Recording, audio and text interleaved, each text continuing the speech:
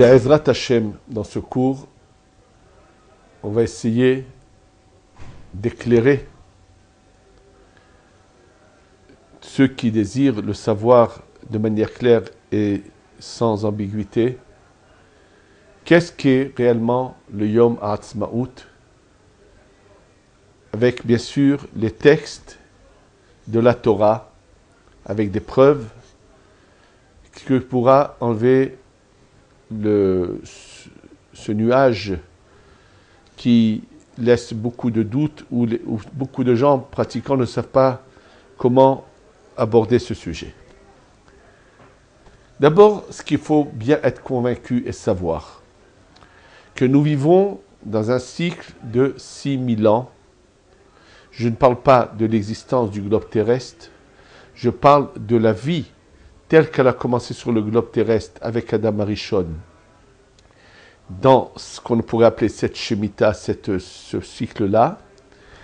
Et je ne parle pas non plus des cycles précédents qui ont eu lieu avant notre cycle à nous, mais je parle de notre cycle à nous qui a commencé lorsque Adam Arishon est tombé du Gan Eden sur le globe terrestre et qu'il s'est matérialisé.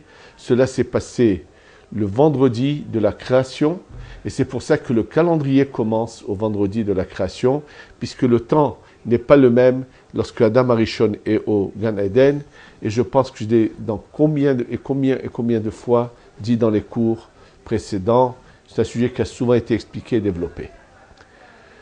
La Gemara est explicite dans Masechet Sanhedrin et dans Tana de Beliaou que le monde doit en tout durer 6000 ans.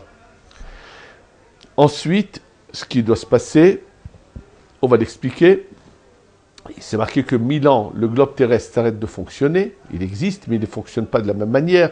Le cycle solaire se retire, et ainsi de suite. Et après 7000 ans, Akadosh Baruch Hu renouvelle son monde, mais ça ne nous concerne pas, comme je l'ai souvent dit. Que va-t-il se passer de nous? Quelle est la finalité de ce qui se passe avec nous? En fait, la finalité, c'est de retourner à l'endroit où était Adam Arishon au Gan Eden, donc repartir dans cet espace qui est plus spirituel, qui est au-delà du temps et de l'espace, et pour remonter encore plus haut, comme cela a été dit depuis longtemps, dans plusieurs cours. Donc, en fait, comme on l'a souvent expliqué, les exils sont donc prévus dès le moment où Adam Arishon, faute là-haut, mélange les âmes du peuple d'Israël qui sont inclus en lui avec les âmes des nations, il dégringole sur terre, et là, ce mélange ne réussit pas. Adam Arishon revient en réincarnation chez Avraham, Yitzhak et Yaakov, et commence de nouveau la séparation de ces âmes qui étaient que dans Adam Arishon se séparent du mal, et naît le peuple d'Israël avec la naissance des 12 tribus. Ils commencent leur premier galout, premier exil en Égypte, et là se passent plusieurs épisodes. Après ce premier galout, l'histoire aurait pu être différente. C'était un libre arbitre qu'on avait, mais en tous les cas, dans ce cycle, il est clair que toutes les opportunités qu'on a eues pour changer le cours de l'histoire pour qu'il soit meilleur n'ont pas abouti, puisque si ça avait abouti à un moment de l'histoire, on aurait pu avoir le Mashiach Ben Yosef qui serait venu, et donc le peuple d'Israël aurait été, en tout le peuple d'Israël sur sa terre, un peuple qui est soumis à personne, et où il y aurait eu le temple avec l'application des mitzvot, et donc les choses se seraient passées d'une manière différente. La vie et la mort auraient continué, tout aurait continué normalement, jusqu'à une limite qu'on appelle Be'ita, donc cette limite qui va être le début de la fin de ce cycle. Et ça, c'est la venue du Mashiach Ben David, qui va démarrer la fin de ce cycle. Ce qu'il faut savoir, c'est que toutes ces opportunités de Ahishena qui auraient pu se passer avant n'ont pas eu lieu, et nous sommes donc arrivés à Be'ita, qui veut dire en son temps. Donc maintenant, ce qu'on attend, c'est Mashiach Ben Yosef et Mashiach Ben David qui doivent venir ensemble. Ce qui est clair, et ce qui est mentionné plusieurs fois, le Ramban, dans la paracha de Bereshit, nous dit, si tu veux savoir ce qui va passer pendant les 6000 ans, penche-toi sur les 6 jours de la création. C'est-à-dire que chaque jour correspond à un millénaire. Le premier millénaire, ce serait le dimanche de la création. Deuxième millénaire, le lundi. Troisième millénaire, mardi, ainsi de suite. Et nous sommes donc dans le 6e, qui correspond au vendredi. Le vendredi, c'est Erev Shabbat.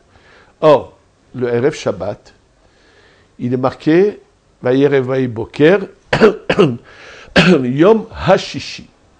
Les autres jours, il est marqué Yom Sheni, Yom Shlishi, Yom Revi, Yom Hamishi. Et là, c'est marqué Yom Hashishi avec un He en plus.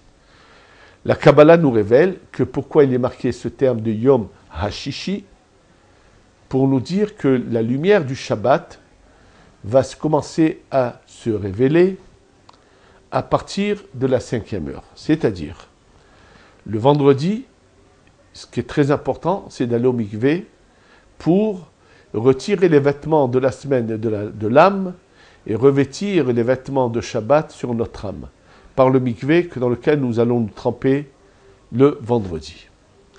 À partir de quel moment on peut commencer à recevoir la lumière du Shabbat? À partir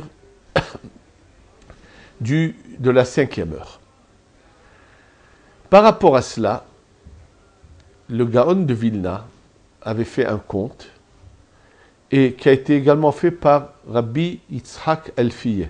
Rabbi Yitzhak Elfiyeh, grand Mekoubal, qui a vécu ici en Eretz Israël et particulièrement dans la vieille ville de Jérusalem et qui est tombé prisonnier aux mains des Jordaniens en 1948 et qui, malgré tous les dangers, n'a jamais voulu quitter la vieille ville de Jérusalem et avait même voulu que, sous domination jordanienne, une communauté juive reste ici dans la vieille ville de Jérusalem. Et pour la raison suivante, comme il explique dans son livre Kuntras à Yahya Eli, Rabbi Yitzhak Elfiyeh dit que, en fait, ce qui est marqué dans les Chazal, dans nos sages, que la Jérusalem d'en bas a une représentation là-haut, et lorsque dans la vieille ville de Jérusalem se trouvent des non-juifs, là-haut, la Sitra Hara, les forces du mal sont aussi à l'intérieur de la vieille ville de Jérusalem, de là-haut. Et c'est pour ça que lui voulait que la vieille ville de Jérusalem se remplisse du peuple juif pour que là-haut, il n'y ait que de la sainteté. Et il supplie les gens, malgré les dangers, de ne pas partir de la vieille ville. Malheureusement, ce n'a pas été le cas. Et en 1948, avec la naissance de l'État d'Israël, la vieille ville de Jérusalem est tombée aux mains des Jordaniens jusqu'en 1967, où Baruch Hashem, Baruch Hashem, Baruch Hashem, la vieille ville de Jérusalem nous est revenue. En tous les cas, ce qu'il écrit dans son commentaire, le Rav Yitzhak Elfiyeh, chose qui a été écrite déjà par le Gaon de Vilna, il dit qu'on prend le 6e millénaire. Il faut savoir que les 500 premières années, c'est la nuit du vendredi. C'est-à-dire le jour commence chez nous jeudi soir, jusqu'au lever du jour du vendredi, c'est la nuit.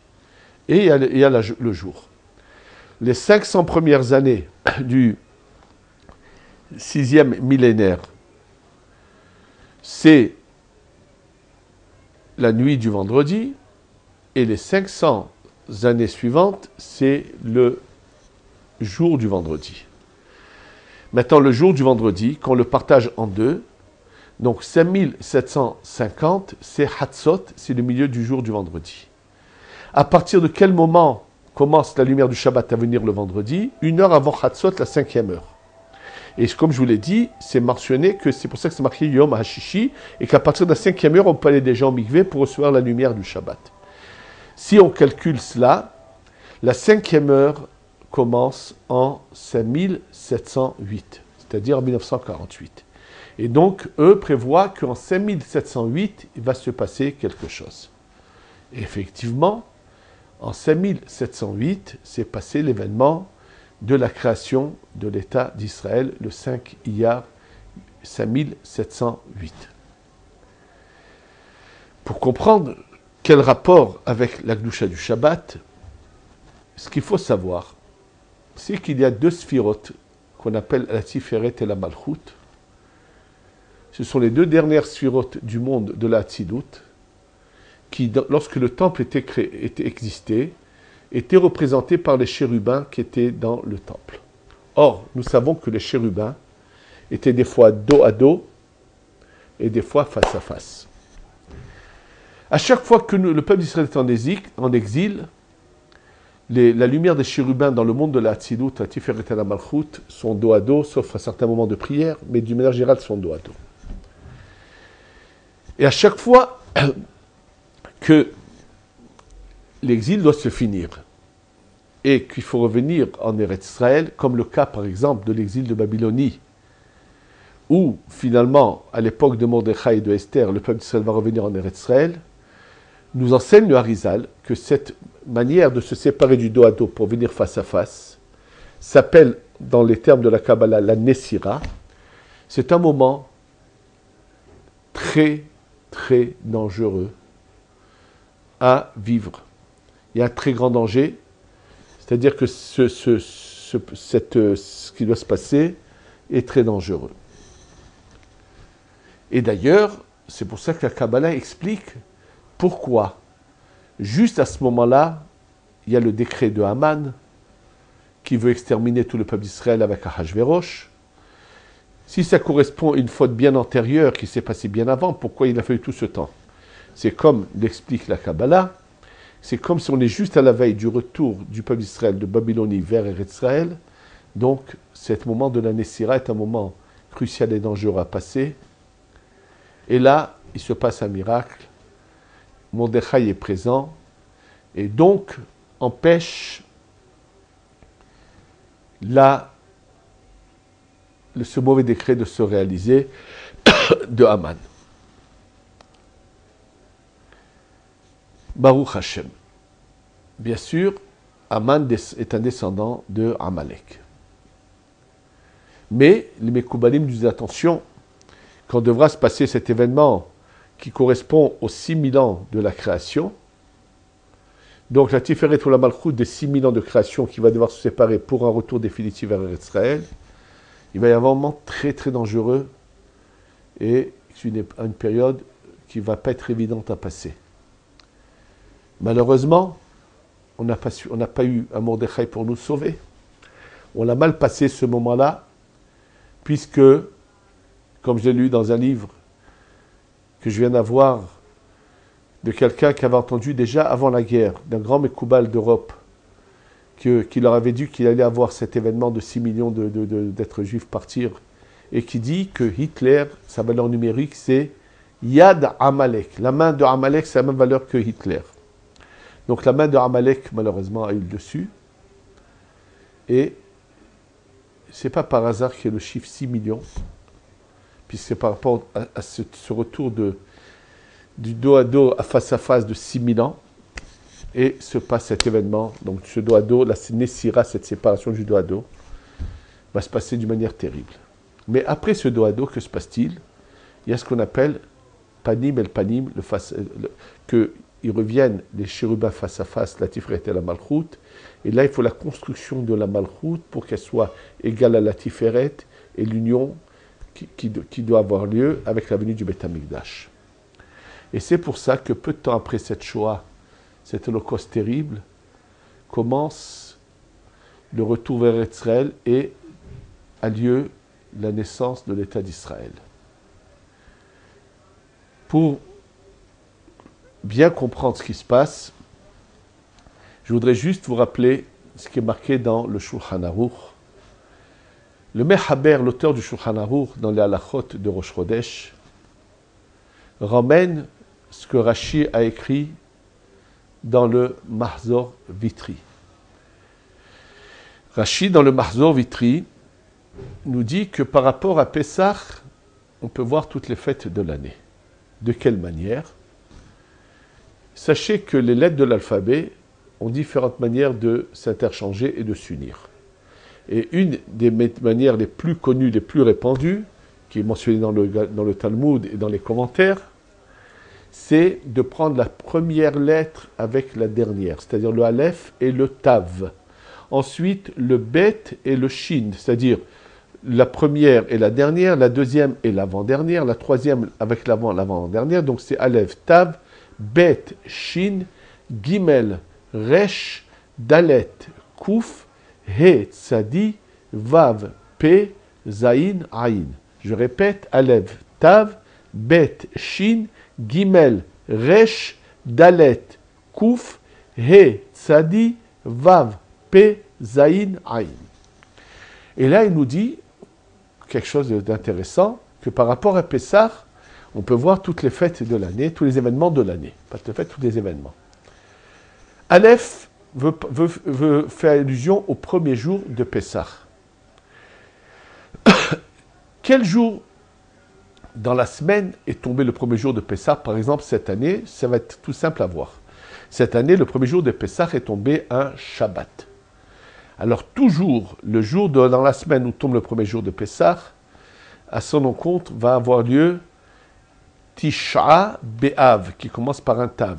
D'ailleurs, cette année, si on n'a pas le Mashiach avant Tisha B'Av devrait tomber un Shabbat et sera repoussé à dimanche. Donc Aleph, Tav, Aleph, Tisha B'Av. Bet, deuxième jour de Pessah, c'était un dimanche. Shin, Shavuot. Shavuot, cette année, va tomber Motzei Shabbat, dimanche. Donc en Chutz La'aretz, vous aurez Shabbat, dimanche, lundi, 3 jours. Ici, on aura Shabbat et dimanche, puisqu'on n'a qu'un jour à Shavuot. Gimel, troisième jour de Pessah, est tombé un lundi. Resh, Rosh Hashanah, va tomber un lundi. Dalet, quatrième jour de Pessah, qui est tombé un mardi. Kouf, Kabbalat Torah, Simchat Torah, chez vous, tombera un mardi. He, cinquième jour de Pessah, c'est un mercredi. C'est un mercredi cette année. Tzom Kippour va tomber un mercredi. Vav, sixième jour de Pessah, qui était un jeudi. Purim a eu lieu jeudi cette année. Et là, ça va être le Shulchan Aruch. Mais si on continue, ce que j'ai entendu d'ailleurs, Zayin Ayin, septième jour de Pessah, qui correspond à la Géoula totale, à son encontre tombe toujours le 5 Iyar, le Yom Ha'atzmaut. N'oubliez pas qu'il a été décalé par l'État d'Israël pour pas qu'il y ait de Hidul Shabbat, mais réellement, il c'est vendredi, comme c'était le cas cette année. Le septième jour de Pessah était un vendredi, le 5 Iyar était également un vendredi. Il n'y a pas de hasard à cela. Parce que réellement, le 5 Iyar est le début d'un processus qui va nous emmener à la Géoula totale. Bien sûr, il y a eu en Europe, pendant des années, un grand nombre de rabbanim qui étaient farouchement opposés à ce mouvement qui commençait à naître, qui était le retour à Sion et de se battre. Il y en avait beaucoup. Un grand nombre de rabbanim ont changé leur opinion à la suite d'événements qui se sont passés. Je vais vous donner l'exemple d'un grand tzaddik, un grand admour qui s'appelait Rabbi Yoshua Rabinovitch, le admour de Monastrich, qui à l'origine était un farouche opposé à ce retour vers Israël, à ce mouvement de sionisme qui naissait en Europe, et qui à la suite de quelque chose qu'il a entendu, il a complètement changé ses opinions. Et c'est son arrière-petit-fils qui m'a transmis ce que je vous dis, qui l'a d'ailleurs écrit, et qui a ramené les textes à la suite desquels son aïeul a changé d'opinion. La suite de quoi son aïeul a changé d'opinion, c'est que tout simplement, lorsqu'on lui a ramené le témoignage de ce qu'a dit le rabbi Israël de Rougine, qui était un des plus grands admouris de sa génération, le dernier Pessah de sa vie, il a eu des révélations, il l'a dit, et aujourd'hui on les a par écrites dans la Haggadah de Pessah de Rougine, sont ramenés les termes qu'il a dit, le dernier Pessah de sa vie. Il a dit, je vois que le retour vers Eretz Israël à la fin des temps va se passer de la même manière que s'est passé le retour d'Eretz Israël, de l'exil de Babylonie vers Eretz Israël. C'est quoi? L'exil de Babylonie s'est fini par le retour du peuple juif sur sa terre, mais avec l'autorisation de Darius, qui était le fils de Achashverosh, qui les a autorisés. C'est une honte pour nous que ça s'est passé ainsi. Et la Gemara dit que pourquoi ça s'est passé avec l'autorisation de Darius? Parce que malheureusement, les Juifs en Babylonie ont commencé à fréquenter des goyotes, des non-juifs, et c'est pour ça qu'on n'a pas eu un retour miraculeux comme la sortie d'Égypte. À l'époque de Rabbi Israël Meroujine, les Juifs en Europe ne fréquentaient pas des goyotes. Donc il dit, il ne comprenait pas pourquoi, mais il le dit, il a vu que le retour vers Eretz Israël se ferait avec l'autorisation des nations. Et donc, il a dit pourtant, à son époque, c'est vrai, les Juifs ne se mariaient pas avec des goyotes, ne fréquentaient pas des goyotes. Il a dit, c'est peut-être qu'ils ne respectent pas la Nida. En vérité, il n'avait pas vu qu'on ne voulait pas lui montrer, lui faire de la peine, que finalement, malheureusement, il y allait se passer cet événement de fréquentation de goyotes. Et donc, ce qu'a dit le Rabbi Israël de Rougine, un très vieux chassid qui avait entendu cela, l'a transmis à Rabbi Yoshua Rabinovitch, et ça s'est passé en 1917, quand il y a eu la déclaration de Balfour. Et à ce moment-là, Yoshua Rabinovitch, en entendant les paroles de Rabbi Israël de Rougine et en voyant la déclaration de Balfour, a complètement changé ses opinions et les a complètement arrêtées. Maintenant, sur quoi sont basées ces opinions de ceux qui s'opposaient? Étant donné que la fin de la Gemara Brachot, on nous parle de 3 serments, c'est-à-dire 3 fois dans Shirachirim, il est marqué « Ishuba'ti etrem », j'ai juré pour vous. Dieu dit qu'il a fait un serment, et un des 3 serments, c'est que nous ne devrons pas nous battre pour reprendre Eretz Israël. Bien sûr, ça a été l'argument qui a été développé en long et en large par le Rabbi Yoel de Satmer, mais ce n'est pas de lui que ça vient, c'était antérieur à lui. C'était une opinion très répandue en Europe, chez beaucoup de rabbanim. Mais, comme je vous l'ai dit, un grand nombre d'entre eux ont fait volte-face, dont le Rayatz, qui lui, au départ, était aussi dans ses opinions, avec des témoignages à l'appui là-dessus, et que lorsqu'il a vu la Shoah, il a complètement changé ses opinions.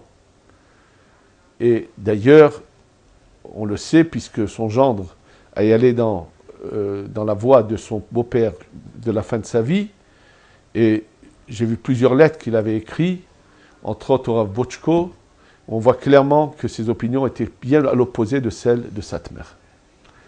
En tous les cas, cet argument des 3 serments de la Gemara ne tient pas la route.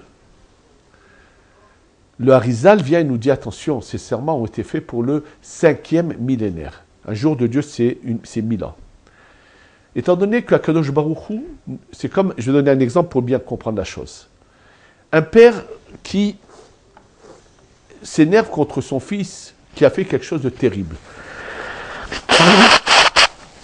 Et ce père, donc, après que son fils a fait quelque chose de terrible, alors qu'il avait déjà prévenu, qu'il avait mis en garde, il dit à son fils, sors de la maison, je ne veux pas te voir pendant 1 mois. Un fils intelligent sait que pendant le mois que son père a décidé qu'il ne veut pas voir son fils, il ne viendra pas frapper à la porte, ça va encore plus énerver son père. Mais qu'est-ce qu'attend le père? C'est qu'après ce mois, son fils revienne frapper à la porte. Et non pas se disent, mais je suis très bien dehors, je reste dehors. Nous explique le Harizal. Pendant le 5e millénaire, Hachem ne voulait pas qu'on réveille son amour pour qu'il nous ramène en Eretz Israël. Il ne voulait pas qu'on prenne par la force Eretz Israël. Et s'explique le Hida, il dit, c'est pour cela qu'à l'époque des Tanaïm, on ne voit pas la Géoula, la délivrance venir, alors qu'il y a des Tanaïm comme Rabbi Shimon ben Yochai, Rabbi Akiva, Rabbi Mir Balanes. Oui, parce que c'est pendant les 1000 ans où il est hors de question que la Géoula revienne. Mais une fois que ces 1000 ans sont finis, comme l'explique Rabbi Chaim Vital, il dit comment? On est déjà tellement avancé dans le 6e millénaire et on n'a pas encore été délivré. Mais au contraire, pendant ce 6e millénaire, il faut réveiller l'amour d'Hachem. Il faut se battre pour Eretz Israël. Donc cet argument des 3 serments qui est mentionné dans la Gemara de Ktubot, à la fin de Ktubot, ne nous concerne pas. Et donc cet argument qu'il a utilisé, Rabbi Yoel de Satmer, n'est complètement faux. Et c'était l'argument qu'avaient tous ceux qui s'opposaient. Il est clair que ce retour en Eretz Israël en 5708 en 1948, le jour de cette révélation, c'est une lumière qui est descendue, puisque la terre d'Eretz Israël a commencé, qui est représentée par la Malchut, à se reconstruire. C'est la construction de la Malchut dans les mondes de la Hatzilut, qui va aboutir vers le 3e temple. Tout celui qui reste délibérément en Chutz Laaretz ressemble à cet enfant auquel le père lui a dit « je ne veux pas te voir pendant un mois », mais qui attend après que le mois soit passé que son fils revienne frapper à la porte et n'admettrait jamais que son fils se plaise à rester à l'extérieur. Et il faut le savoir, tous ceux qui peuvent revenir et qui délibérément restent font exactement la même erreur que fait cet enfant. Donc, c'est évident qu'on doit tout remercier Hachem à tout instant d'avoir eu de nouveau l'État d'Israël. Et surtout, après, en 67, d'avoir retrouvé Yerushalayim. Et qu'on doit prier de manière intense que Hachem nous débarrasse de tous nos ennemis qui sont sur la terre d'Eretz Israël. Qu'on puisse revenir sur toute la terre d'Eretz Israël et qu'on ait le Beth Amikdash au plus tôt. Il est clair que le Heiyar, le 5 Iyar, est un grand jour et qu'on doit vraiment savoir l'apprécier et le remercier. En ce qui concerne de retirer des parties de la Tfila comme le Tahanoun, ce qu'il faut savoir, c'est qu'on n'est plus en mesure de toucher à la Tfila. Chez les Mekoubalim, lorsqu'il y avait quelqu'un qui avait une naissance d'un enfant, à Beth-El, donc ce grand synagogue de Mekoubalim, la majorité du minyan sortait à l'extérieur pour dire le Tahanoun et ne laissait que 10 personnes à l'intérieur. Parce que le Tahanoun fait partie d'une des réparations de la Tfila. Et bien que la halakha dit que lorsque quelqu'un va faire la Brit Mila ce jour-là à son enfant, on ne fait pas le Tahanoun, pour les Mekoubalim, ce n'était pas quelque chose d'évident. Donc, c'est un problème de retirer le Tahanoun. Je peux vous dire une chose, c'est que le Rav de Poniovitch, lui, dans la Yeshiva de Poniovitch, de son vivant, ne voulait pas qu'on fasse le Tahanoun le 5 Iyar et mettait un drapeau de l'État d'Israël à l'extérieur de la Yeshiva le 5 Iyar. En ce qui concerne le Hallel, on ne peut pas le rajouter au milieu de la Tfila, mais après la Tfila, bien sûr, c'est bien de le réciter, mais nous ne sommes pas autorisés à instaurer une bracha, puisqu'une bracha, c'est quelque chose que nous ne sommes pas dans aucun cas autorisés à instaurer. Et pendant des années, ça a été l'opinion de tous les grands rabbins d'Israël, que le Hallel serait fait après la Tfila, mais sans bracha. Il est clair qu'on doit remercier du fond du cœur de Hachem. Et comme je l'ai toujours dit, je souhaite que tous nos frères de Bnei Israël qui sont en Chutz Laaretz viennent, et que ceux qui n'en ont pas la possibilité, qu'Hachem leur donne la possibilité. Mais ceux qui en ont la possibilité, qui prennent conscience qu'Hachem attend leur venue, et qui risquent la suite de regretter, avec la venue du Mashiach, combien ils regretteront Chas v'Shalom cela. Comme le rabbin le Hesed l'Avraham, que lorsque le Mashiach, une fois qu'il sera venu, qu'il y aurait le 3e temple, et qu'il ira ensuite chercher ceux qui sont restés en Chutz Laaretz, ils risquent de souffrir terriblement pour ce passage de la terre vers cette étape qui est la suivante, ou repartir où était Adam avant la faute, risque d'être très long pour eux parce qu'ils n'auront pas pris cette décision d'eux-mêmes de venir en Eretz Israël. Ils risquent d'avoir un grand regret. Qu'Hachem fasse qu'ils comprennent que notre place est ici en Eretz Israël, qu'on n'a plus rien à faire en Chutz Laaretz, que tout l'armée Israël vienne au plus tôt, qu'on ait la Géoula Shlema, et que ce début qui a commencé en 5708 au 5 Iyar avec la création de l'État d'Israël, aboutisse à la finalité du 3e temple, et qu'on ait la Géoula Shlema, Bimhera Beyamenu. Amen.